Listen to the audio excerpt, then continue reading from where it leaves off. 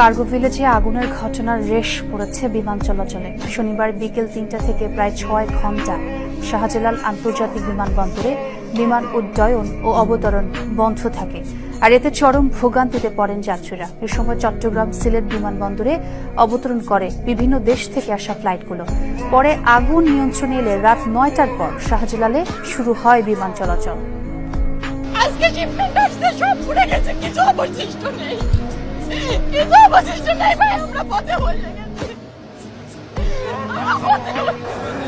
ওদিকে থমকে যায় বিমানবন্দরের অন্যান্য কার্যক্রম। দুপুর ৩টা থেকে রাত ৯টা নামেনি কোনো ফ্লাইট, ডানা মেলেনি কোনো উড়োজাহাজ।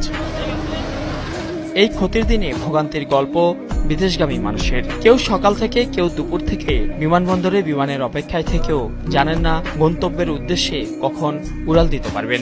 বেজিং হয়ে দক্ষিণ কোরিয়াতে যাব। এখন কি অবস্থা, কি জানেন? এখন ভিতরে ঢুকলাম, কর্তৃপক্ষ আমাকে বলল যে আগামীকাল 11টার মধ্যে আসতে, 2টার দিকে ফ্লাইট দেওয়ার সম্ভাবনা।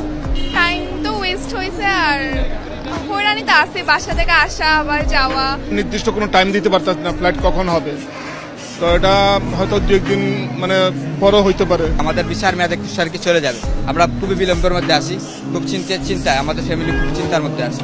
বিমান স্থগিত হওয়ায় কেউ কেউ নিজ থেকেই রওনা হয়েছেন হোটেল কিংবা বাসার উদ্দেশ্যে, আবার কারো কারো বিমান কর্তৃপক্ষই করেছে থাকা খাওয়ার ব্যবস্থা।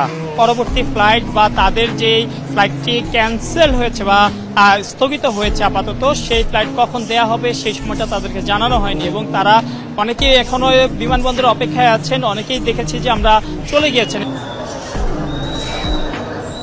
প্রতিটা ফ্লাইট ৫ থেকে ৬ ঘন্টা মিনিমাম দিলে, so hectic of course, but কিছু করার নেই। ক্যারাবিয়ান লাইন্স আমাদেরকে হোটেলে নিয়ে যাচ্ছে, নেক্সট ফ্লাইটে আবার ওনারা নিয়ে এসে নিজ দায়িত্বে উঠায় দেবে। থাকার ব্যবস্থা তারা দায়িত্ব নিচ্ছে, তারা গাড়ি দিয়ে নিয়ে হোটেলে রাখবে, ওইখান থেকে ফ্লাইট যে সময় হবে আবার তারা নিয়ে আসবে।